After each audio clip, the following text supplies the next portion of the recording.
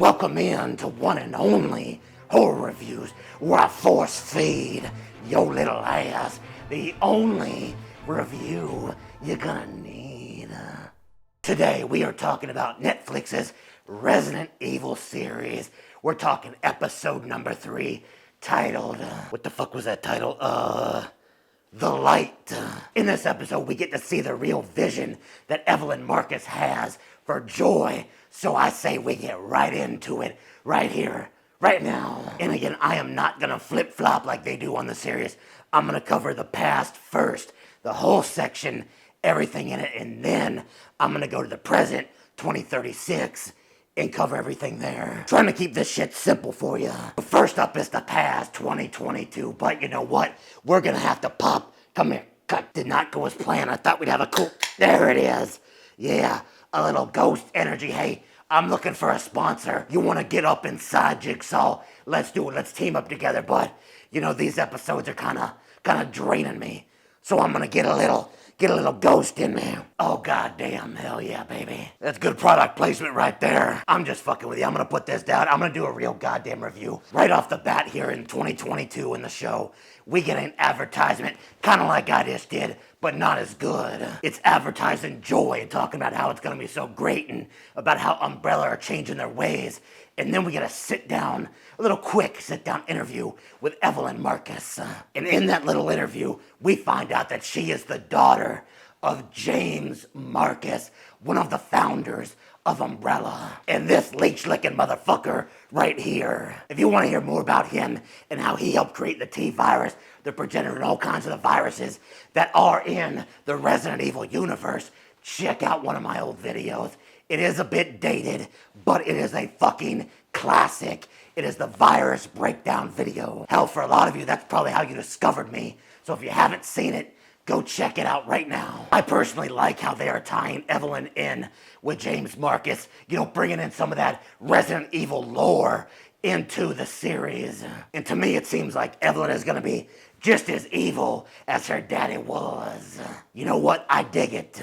It looks like I was wrong about that rat, you know, spreading the T-virus. I figured we were gonna get this tie-in like the OG Resident Evil games where the rats spread the virus, but it looks like we're not. The rat did break out of the cage, but it was just like hiding behind some boxes, and it kind of lame. Albert does get the rat though, and he tests its blood and finds out that yes, it is indeed infected with the T-virus. Now during these flashbacks, we do learn that you get 3 days as a human, 3 days, 72 hours, if you will, before you turn into a zombie or whatever fucking thing you turn into. Yes, that means we have to watch the slow and painful, in more ways than one, am I right? Transformation of Billy Wesker. So as she is beginning to turn, she decides to, you know, play it off. I'm gonna go to school. Jade helps her go to school, by the way.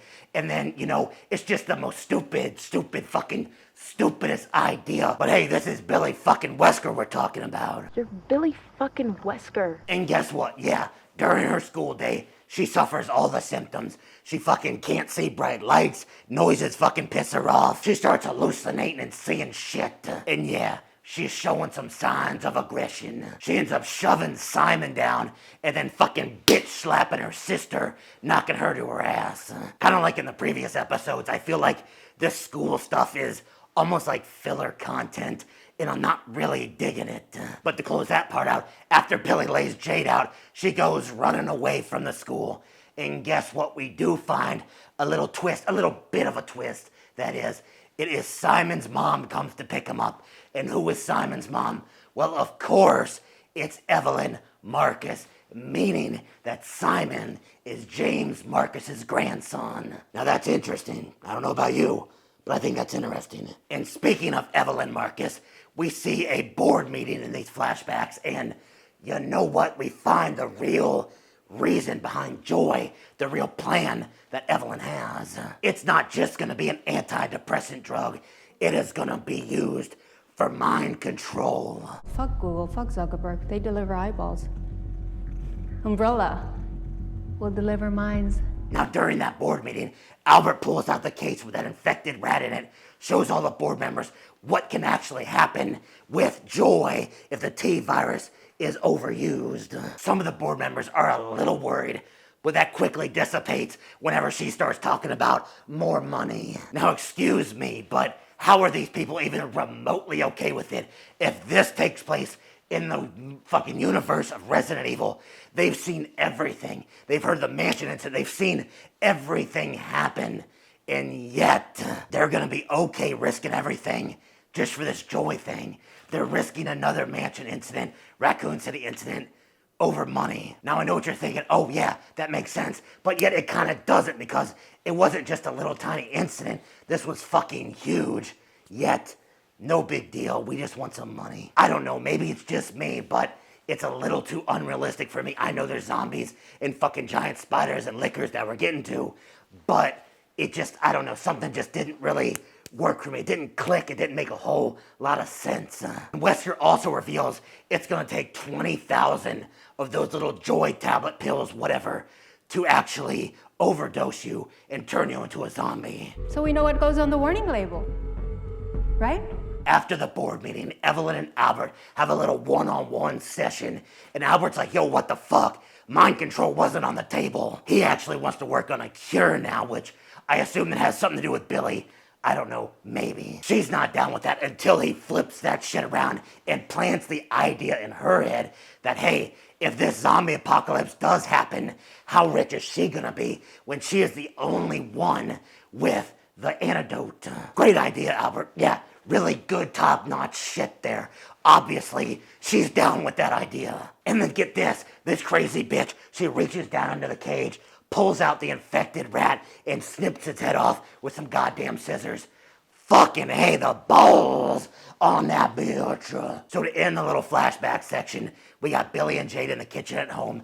Jade tells Billy that she's been doing the research and she found out about the 3 days. Billy finally tells her, yeah, oh yeah, something's wrong, by the way. Yeah, no shit, Billy. God, fuck you, okay? Fuck you, Billy. So looking back at the flashback stuff, I'm still really digging what's going on with Evelyn and Albert and the whole dynamic with what they're doing with Joy. I'm still digging that overall. And now Billy and Jade is completely kind of just lost me. At first I thought she was a badass, she was cool. Now she's just becoming almost as annoying as her sister Billy. But Billy's by far the fucking worst, man. So now we're gonna jump back to the section 2036, present day in the series. So if you remember, Umbrella attacked Jade at the docks as she was gonna get smuggled away, but she sneaks off again, yet again eluding Umbrella. She ends up teaming up with this family. They're also trying to get smuggled out of there. They have the idea to go to the tunnels to meet another smuggler and then get smuggled again. We're starting to get in this goddamn pattern here. And quite frankly, I'm starting to get a little bored of it. Or I was starting to get a little bored. Yes, the pattern is dumb, but there's some interesting shit that happens in this tunnel, because as they're going through that tunnel, the little smugglers are like, everybody shut your fucking mouth, shut your goddamn trap, shut up, okay? There's lickers apparently in this tunnel, and we all know lickers are sensitive to hearing. They can't see you, so you gotta shut the fuck up. And all of this right here happens after they say, don't make any fucking noise. Well, lickers, they hunt by sound. Yeah, that was after the fact. So then Umbrella shows up, making all kinds of goddamn racket. The lickers come in. It's a fucking war zone. Lickers are fucking impaling motherfuckers through the fucking chest, through the head, through the goddamn ball sack. It's fucking nuts, man. My favorite part is how people are still making all kinds of noise when they can just shut the fuck up and sneak away. It's just not clicking for these people. Finally, Jade and the family, along with another smuggler, they sneak off into a different pathway and shut the door behind them, so they're getting the fuck out of there. And this is where we find out that the little boy in the family, yeah, he's been infected by a zombie. He was bitten 3 days ago, and he's turning, so I mean, goddamn, we just did this last episode where we had Barry chained up in Melinda's fucking bathroom. Now we're gonna have the family clinging on to the kid.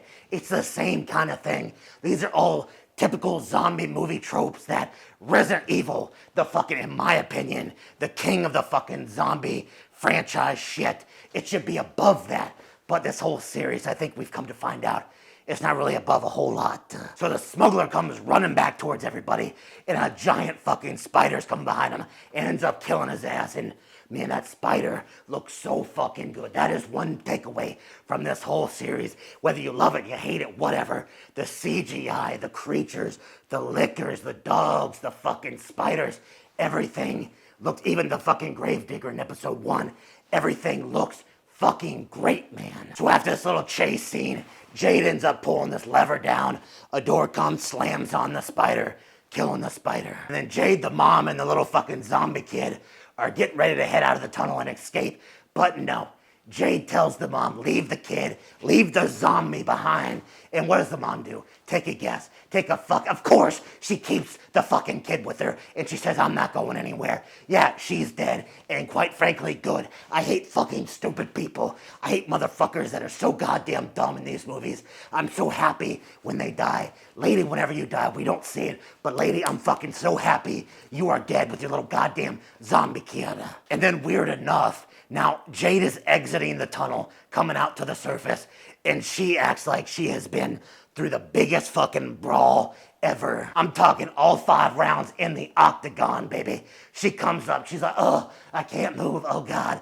But she, if you go back and look, she did pull a lever down, but all she did was run. Am I missing something here? Yeah, if that was me out there running, I would be acting like that, because I'm a fat ass motherfucker that can't run for shit. She looks like she's in decent enough shape. And then if you notice, when she gets to the surface, yeah, Mr. Baxter and Umbrella show back up. They were waiting for her. He pulls the gun on her, and she tries to, like, make a move on him, and she can't even, like, stay up. She's so fucked up from running. So it looks like Umbrella's finally gonna capture Jade, unlike the other 27 attempts. But no, just like the other 27 attempts, something happens to save her, and of course, this time it's gonna be Peter Pan's fucking Lost Boys showing up, goddamn Rufio!